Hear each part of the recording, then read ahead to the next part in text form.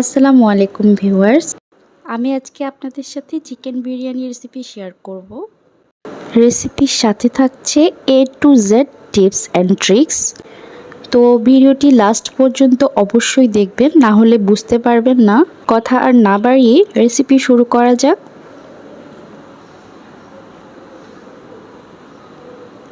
বিরিয়ানি তৈরির জন্য আমাদের প্রথমে বিরিয়ানির মশলাটা প্রিপারেশন করে নিতে হবে।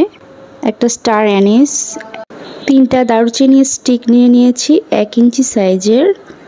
এখানে আমি লবঙ্গ নিয়েছি আর কালো গোলমরিচ নিয়েছি 1 চা চামচ, এটা আমার ক্রাশ করা ছিল। আর এখানে আমি 7-8টা লাল মরিচ নিয়েছি এবং শাহি জিরা নিয়ে নিয়েছি 1 চামচ, 1.5 চা চামচ নিয়েছি সাধারণ জিরা, ধনিয়া নিয়ে নিয়েছি 1.5 চা চামচ, 6-7টা আমি এলাচ নিয়েছি এবং কিছু মেথি দানা নিয়েছি 1 চিমটি এবং জয়ত্রী এবং জয়ফল 2টা নিয়েছি আমি অর্ধেক, একটা বড় এলাচ এবং 3টা আমি এখানে তেজপাতা নিয়েছি। এগুলো আমি ছোট করে দিচ্ছি যাতে ব্লেন্ড করতে সুবিধা হয়। আমি যদি কিছু বলতে ভুল করি বা মিস করি সেটা আমি ডেসক্রিপশন বক্সে লিখে দিই, তো আপনারা অবশ্যই ডেসক্রিপশন বক্সটা চেক করবেন। মরিচগুলো আমি ছোট করে নিচ্ছি ব্লেন্ড করার সুবিধার জন্য। তো আমি সবগুলো এখন শুকনো না টেলে আমি এখন এগুলো ব্লেন্ড করে নেব বা গুঁড়ো করে নেব। আপনারা এটা শিলপাটায়ও করতে পারেন। তার আগে আমি এখানে 1 চা চামচ থেকে একটু কম টেস্টিং সল্ট দিয়ে দিচ্ছি। এটা দিলে খাবারের টেস্টটা অনেক বেড়ে যায়। মশলাটা ব্লেন্ড করা হয়ে গেছে, যতটুকু ফাইন করা যায় আমি এটা শুকনো ততটুকুই গুঁড়ো করে নিয়েছি। এখন আমি এটা সার্ভিং প্লেটে তুলে নিচ্ছি। যে দেখতে পাচ্ছেন এরকম মিহি গুঁড়ো করে নিয়েছি, যতটুকু সম্ভব হয় ততটুকু গুঁড়ো করে নিলেই হবে। তো আমি ওটা একপাশে রেখে দিচ্ছি। এখন আমি চালটা নিয়ে নিচ্ছি। এখানে আমি 1 কেজি চাল দিয়ে দিচ্ছি। আমার আজকের রেসিপিতে আপনারা যদি অনেক বেশি পেটুক হন তাহলে আপনারা 8-9 জন এই খাবার সার্ভ করতে পারবেন, সার্ভিংটা 8-9 জনের জন্য যথেষ্ট হবে। কথা বলতে বলতে আমি চালটা কিছুটা ধুয়ে নিয়েছি। এখন আমি অফ ক্যামেরায় পুরোটা ধুয়ে আমি এটা ভিজিয়ে রাখবো আধা ঘন্টা। তারপরে আমি পানিগুলো ছেঁটে ফেলবো। তো আমি চালটা ভিজিয়ে রেখেছি ধুয়ে। এখন আমি মাংসর প্রিপারেশনটা করে নিচ্ছি। মাংসটা আমি অফ ক্যামেরায় ধুয়েছি পারফেক্টলি। এগুলো আমি একটু ছোট করেই কেটেছি।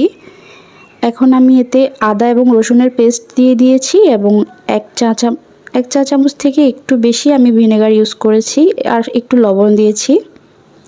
এখন আমি সবগুলো একসাথে এই পানির মধ্যে রসুন এবং আদা আর লবণ এবং ভিনেগার সবগুলো একসাথে মিক্স করে রেখে দেব আধা ঘন্টার জন্য।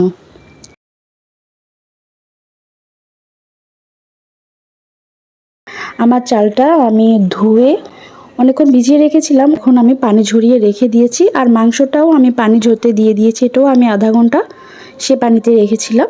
এরপরে আমি ধুয়ে নিয়েছি পানি দিয়ে। এখন আমি চুলায় একটা বড় হাঁড়ি বসিয়ে দিয়েছি মোটা তলানি যুক্ত। এতে আমি 1 কাপ রান্নার সয়াবিন তেল দিয়েছি এবং 1.5 কাপের মতো আমি এখানে পেঁয়াজ দিয়ে দিয়েছি। পেঁয়াজটা আমি গোল্ডেন ব্রাউন করে ভেজে নিয়েছি, মোটামুটি হাই আঁচেই করেছি। যখন কালার আসা শুরু হয়েছে তখন আমি এটা লোতে করেছি। এখন আমার চুলার জালটা বন্ধ করে দিয়েছি, নয়তো এটা অনেক বেশি পুড়ে যাবে। আর কিছুটা আমি তুলে রেখেছি এবং এর থেকে আমি পেঁয়াজ বেরেস্তার তেলটাও আমি 2 টেবিল চামচ মতো তুলে রাখছি। এটা আমার বিরিয়ানিতে আজকে লাগবে, লাস্টে আমি এটা অ্যাড করব। তো আমার পেঁয়াজগুলো পুড়ে যাচ্ছিলো, তাই আমি আরেকটু পানি দিয়ে দিয়েছি যাতে কুকিং প্রসেসটা বন্ধ হয়ে যায়। এখন আমি সেজে ধুয়ে রাখা এবং পানি ঝরিয়ে রাখা মাংসটা দিয়ে দিয়েছি। 1.5 টেবিল চামচ এখানে রসুন বাটা ইউজ করছি, এখানে ফ্রেশটা ইউজ করতে চেষ্টা করবেন, আমি ফ্রিজেরটা করেছি। আদা বাটা দিয়ে দিয়েছি 1.5 টেবিল চামচ। আমরা প্রথমে যে মশলাটা প্রিপেয়ার করেছিলাম সেই মশলার আমি বেশ অর্ধেকটা মশলা এখানে দিয়ে দিয়েছি এবং স্বাদ মতো লবণ দিয়ে দিয়েছি। তেলের মধ্যে আমি চিকেনটাকে ভালোভাবে অনেকক্ষণ ধরে কষিয়ে নেব।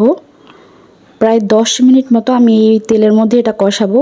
এর ফাঁকে দিয়ে আমি এখানে ধনিয়ার পাতার কুচি এবং পুদিনা পাতার কুচি দুটোটা একসাথে দিয়ে দিয়েছি এবং সেই সাথে আমি মিষ্টি দই ইউজ করছি। এখানে টক মিষ্টি দই, এটা অনেক বেশি মিষ্টিও না আবার অনেক বেশি টকও না, তো আপনারা এখানে টক দইও ইউজ করতে পারবেন। একটা টমেটো আমি কুচি করে দিয়ে দিয়েছি এবং 3-4টা আমি এখানে কাঁচামরিচ অ্যাড করেছি। এগুলো মাঝখান থেকে আমি একটু ছুরির সাহায্যে ফাটিয়ে নিয়েছি। তো অনেকক্ষণ ধরে জাল করার পর তেলের মধ্যে এটা প্রায় ভুনা হয়ে গেছে, কালারটাও চেঞ্জ করেছে। এ পর্যায়ে আমি এখানে 1 কাপ মতো পানি ইউজ করেছি আর লেবুর রস দিতে লেগেছিলাম 1 টেবিল চামচ। আমি এখানে লেবুর রস ইউজ করছিলাম, তো আমার লেবুটা পড়ে গিয়েছে। তো মাঝে মধ্যে এরকম হয়ে যায় আর কি। আলু বোখরা দিয়ে দিয়েছি এবং আমি ঢেকে এটা আমি প্রায় 10 মিনিট মতো কুক করে নিচ্ছি। তো 10 মিনিট পর্যন্ত এই তেল এবং ঝোলের মধ্যে আমি এটা কুক করেছি। দেখতে পাচ্ছেন একেবারে পারফেক্ট টেক্সচার। তো এই অবস্থায় আপনারা যদি এটা বিরিয়ানি নাও করেন, এটা আপনারা রুটি পরোটার সাথে সার্ভ করতে পারেন। অনেক টেস্ট হয় কিন্তু এই মাংসটা। এভাবে করে মাংসটা ট্রাই করবেন। তো আমি যেহেতু আজকে বিরিয়ানি তৈরি করব, তাই আমি আজকে অন্যভাবে আপনাদের বিরিয়ানিটা তৈরি করে দেখাচ্ছি। এটা আমার নিজস্ব রেসিপি, তাই কেউ কিছু মনে করবে না। এখানে আমি ছোট একটা পেঁয়াজ দিয়ে দিয়েছি এবং পেঁয়াজটা কিছুক্ষণ ভেজে 1 মিনিট ভেজে আমি এতে সেই ধুয়ে রাখা চালগুলো দিয়ে দিচ্ছি। এখন আমি চালটা এখানে প্রায় 5 মিনিট মতো ভেজে নিচ্ছি এই তেলের মধ্যে এবং রসুন দিয়ে দিয়েছি এবং আদা দিয়ে দিয়েছি, 2-4 চামচ দিয়েছি। এখন আমি এটা ভাজার পর কিছুক্ষণ পানি অ্যাড করে দিয়েছি, গরম পানি অ্যাড করেছি আমি। দেখতে পাচ্ছেন ভাপ উঠছে। আমি একপাশে চুলায় গরম পানি রেখেছিলাম। স্বাদ মতো লবণ দিয়ে দিয়েছি। আমি এখানে মোট 4 কাপ পানি ইউজ করেছিলাম, গরম পানি।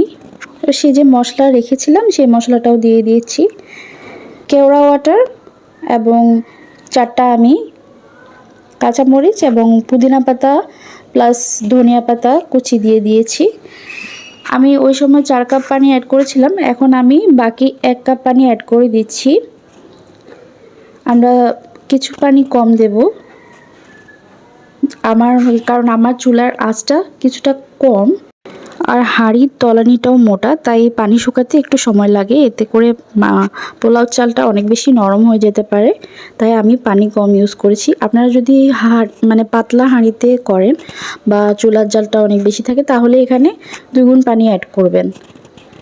তো কথা বলতে বলতে আমি এখানে পেঁয়াজ বেরেস্তা এবং ওই যে আমি পেঁয়াজ বেরেস্তার তেলটা তুলে রেখেছিলাম 2 টেবিল চামচ মতো, ওটা দিয়ে দিয়েছি এবং পুদিনা পাতা দিয়ে আমি এটা অনেকক্ষণ ধরে প্রায় আধা ঘন্টা ধরে আমি এটা দমে রেখেছিলাম এবং এতে আমি একটু কালারও ইউজ করেছি, food colour, orange food colour দিয়েছি।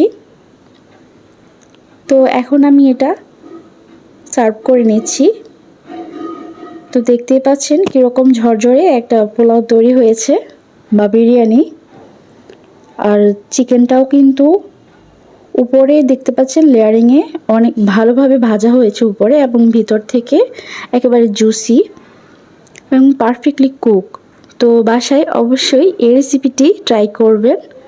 খুবই ইউনিক এবং খুবই মজাদার একটা রেসিপি আমি বলবো। উপর থেকে আমি ধনিয়া এবং পুদিনা পাতা কুচি দিয়ে দিচ্ছি, পেঁয়াজ বেরেস্তাও দিয়ে দিচ্ছি। তো বাসায় অবশ্যই এই রেসিপিটা ট্রাই করবেন এবং আমাকে কমেন্টের মাধ্যমে আপনার ফিডব্যাক অবশ্যই জানাবেন।